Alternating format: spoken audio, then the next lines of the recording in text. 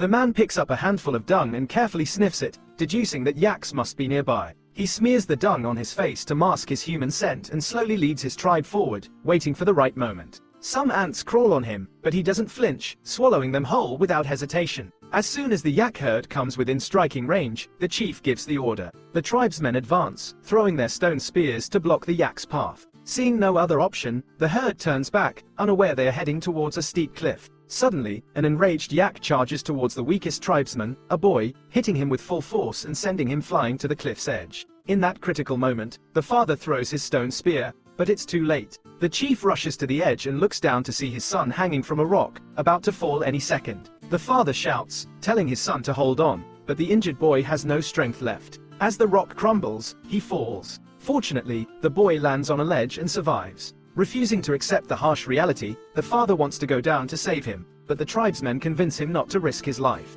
The father stands at the cliff's edge all evening, calling out to his son, but there is no response. Looking at the abyss, the grieving chief is forced to lead his hunting party and tribe back. After an unknown period, the boy wakes up to the sound of a vulture and finds himself on a steep cliff. He calls out to his father in despair, but there is no response. He knows that if he just sits there, death is certain, so he tries to climb down. But soon, the handholds run out, and he clings tightly to a crevice, suspended in midair, trapped. Then, suddenly, it starts to rain. The boy holds on tightly to save his life. Feeling cold and hungry, he looks down in fear but sees rainwater collecting at the bottom of the cliff. He makes a daring decision. Sometime later, the boy regains consciousness, not only thirsty and hungry but also with a dislocated ankle. Enduring the pain, he sets his ankle back into place with a rock and limps towards the cliff. Finally, reaching the edge, he sees a grave his father had made for him. His heart breaks, and deep grief overwhelms him. Without his father and tribe, he doesn't know how to return home. Then, the terrifying sounds of a wolf pack echo from the nearby mountains. He immediately gets up and climbs a dead tree before dark. Spending his first night alone, the next day, as he fills a container with water from a lake, the wolf pack spots him and chases him.